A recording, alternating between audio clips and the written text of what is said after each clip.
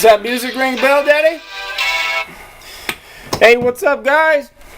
Gemini. Ah, fuck. Hold on, phone call. Be right back. Okay, back to business here. Yesterday, I put up a video, and I asked what you guys want to see, and the most votes were gathered for the King of Harts, Owen Hart. This is a tough one. This is going to be a tough one to make it through. I don't know. I have a feeling when I get to the part where, we know what happened in the Kemper Arena. It's tough. It's tough to talk about. I was a fan. There's no script. There's no pretty. There's no. This is off the top of my head. This is not a professional recording studio. None of that stuff. This is just me as a wrestling fan talking to you as a wrestling fan and all the wrestling fans on here. And I know I got some awesome wrestling fans. I mean, there's so many just amazing people that watch these videos. I mean, it's like a who's who come to Gemini's channel to see what Gemini is saying, and it's a damn cool feeling to have people that want to hear your thoughts on wrestling, your thoughts on Vader. It's cool. It's a very cool feeling to know that people come to me and my channel just to hear my thoughts. I don't know. I was thinking about doing this big, long, complicated video on Owen, but I don't want to show clips, because this isn't about being entertaining, or this isn't about views, or this isn't about production value. This is just about me talking about the man himself. So let's get into it. Owen Hart, the 12th brother of the Hart family. Owen was small. He was a small guy. He wasn't a great big guy.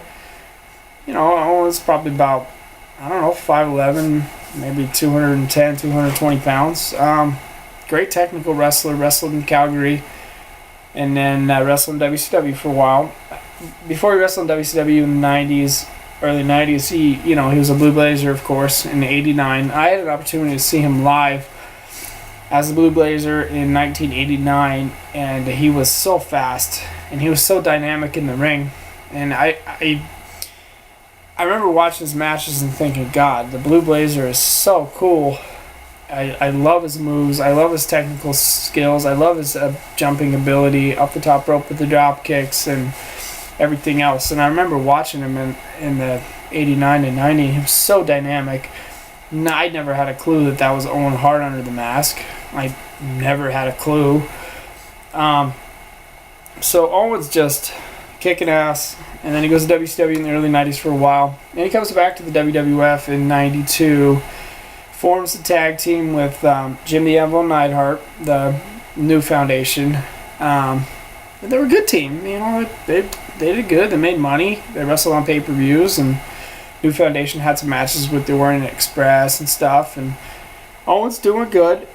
And then he forms a tag team with Coco Beware, a high energy, and they wrestled the Head Shrinkers at Survivor Series 92. And good little team, and dressed differently. Owen wrestles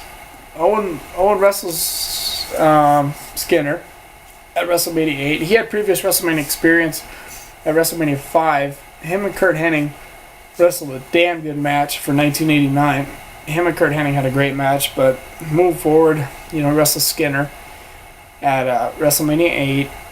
And then Owen's career is kind of floundering until about Survivor Series 93 in Boston, the legendary Boston Gardens. Owen, in that match, there's a spot where Brett hits him off the ropes, and Owen goes to the ring barrier, and Owen winds up getting eliminated from the rest of the Survivor Series team when Brett and the rest of his brothers survive. So Brett and the rest of his brothers are in the ring surviving because they beat Shawn Michaels' team with his Dark Knights, Greg the Hammer, and a bunch of other guys. So Brett's in there celebrating, and all of a sudden you see Owen come from the back, and he rips Bret Hart's ass right off the ropes, and he pulls Bret down and shoves him and gets right in his face, and you're like, whoa! So up to this point, Owen had been a nice guy, And you hadn't seen that side of Owen before, and you're like, whoa, oh, stand back. So anyways, Owen goes into 94. Him and Brett reconcile. Brett says he's going to dedicate the rest of his career to Owen and tag team wrestling. So they're a tag team now, and they go to Royal Rumble 94. And Brett gets hurt in the match with the Quebecers, and Owen's pissed because he wanted to be the tag team champion bad. So at the end of the match, Owen kicks Brett's legs out, turns full-blown heel on his own brother, Brett. And then he cuts this amazing promo where he talks about, Brett, when I kicked you in the legs, it felt good. And so Owen's a full-blown heel. So naturally, there's only one thing to do, and that's square him up at WrestleMania 10, March 20th, 1994, Madison Square Garden. Square him up at WrestleMania 10, and they wrestled the opening match, and it was fantastic. And Owen won the damn match. Two matches at WrestleMania 10 stand out. Shawn and Razor in the ladder match, and Brett and Owen. And they had a classic. Owen clearly was the dirty, nasty heel in this match. He was doing every dirty trick in the book. They put the sharpshooters on each other. In the end, Owen got the victory roll. And Owen was established. Let me check my time. Here, hang on real quick, and we'll get back to this.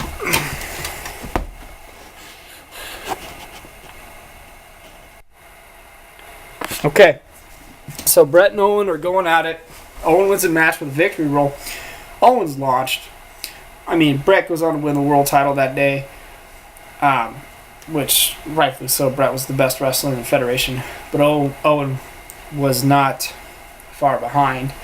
So anyways, you see them kind of looking at each other at the end of WrestleMania 10 and kind of eyeballing each other. But remember something, Bret Hart won the world title that day, but Owen beat him, so Owen on that day was good enough to be a world champion. So anyways, we go through 94. We get to the 94 King of the Ring. Owen Hart wins the damn tournament. Unbelievable. The long shot. Owen Hart wins the King of the Ring tournament. Unbelievable. I mean, the King of the Ring 94 sucked. This was a terrible event. I mean, Jerry Lawler and Roddy Piper was terrible. But Owen Hart winning the King of the Ring was just magic. I mean, Owen Hart brought so much damn prestige to the King of the Ring tournament. He brought so much prestige to it. And Owen won the damn tournament. He beat a very, very good Scott Hall, Razor Ramon in the finals. He put him down. You know, he put Razor down. And Owen was a little guy going into that. But he put Razor Ramon down on the mat and pinned him. Little interference from Jim Neidhart, who recently turned heel with Owen. You know, I mean, Owen was a winner. You know, in 95, he teams up with Yokozuna, wins the World Wrestling Federation Tag Team Championships, becomes Tag Team Champions of the World. You know, hold on, let's not skip to 95. 94, he wrestles a great steel cage match in Chicago. Greatest wrestling crowd in the world. One of them. Detroit, Chicago, New York. Great wrestling crowds. So anyways, they wrestle their SummerSlam match. Owen's on top. Doing great. Wrestling with the world champion, his own brother in a steel cage. The two brothers are selling it, riding on different planes, making it look like a real life feud, even though, you know, they were spending Christmas together. They were brothers. Owen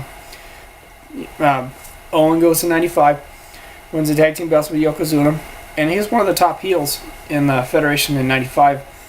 He really was. He was one of the top heels. You know, he moves through 96, 95, 96, and he's still one of the top heels, you know, wrestling way up there, doing a little commentary at King of the Ring 96. Then we get to 97, and this, to me, was Owen's last real good year. And Owen was in 97. He was just badass, man. Intercontinental champion. And, you know, he broke Austin's neck. Not on purpose. Some people say it was on purpose, but I don't think he broke Austin's neck on purpose. You know, he tombstoned him August the 3rd, 1997, New Jersey. You know, he tombstoned Austin on his neck. He hurt Austin pretty bad. And, you know, he'd wind up losing the Intercontinental belt at Survivor Series 97 back to Austin. But Owen and Austin had a great rivalry. They never liked each other. Just FYI, they never got along. 98, Owen and Jeff Jarrett, they team up, form a good tag team with Deborah. Let me check my time here real quick. Sorry, I'm on a timer here. I want to make sure I'm just saying what I need to say and my recorder is not getting fucked up. Hold on one second. Okay, so before we get to 97, or before, 98, he was part of the Hart Foundation in 97. Him, Brett, the Bulldog, and the Anvil, and they were great, man. Pillman, they were doing really good. Owen was Intercontinental Champion, feuding with Austin, and man, I mean, the dude was just way up there. So we get to 98. I'm starting to get emotional because I'm starting to think about what I'm going to say here in a minute, what happened in 99. But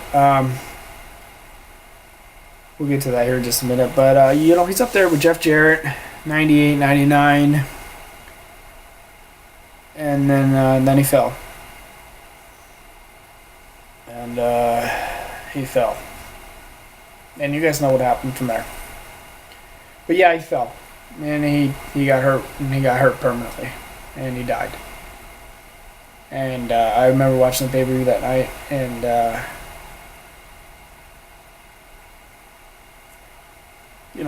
don't know. He fell. I mean, it was an accident.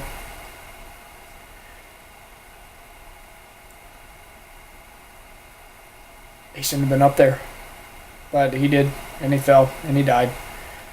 But he did have a great career. And I love Owen Hart.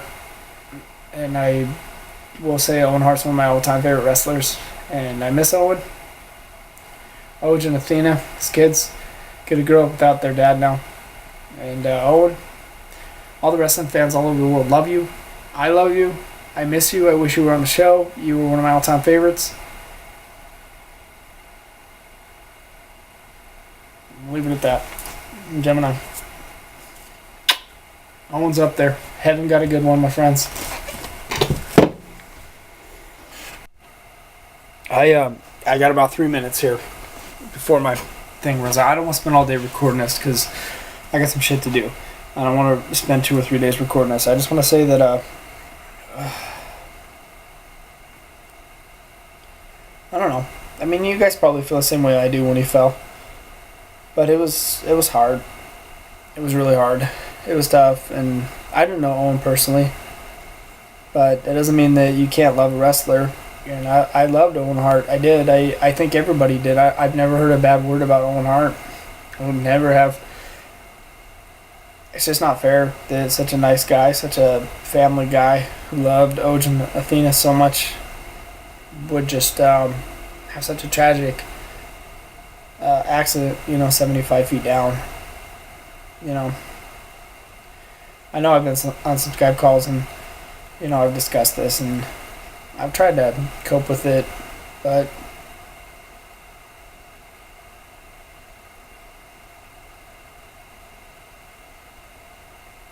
that was a tough one, for sure. I gotta get out of here.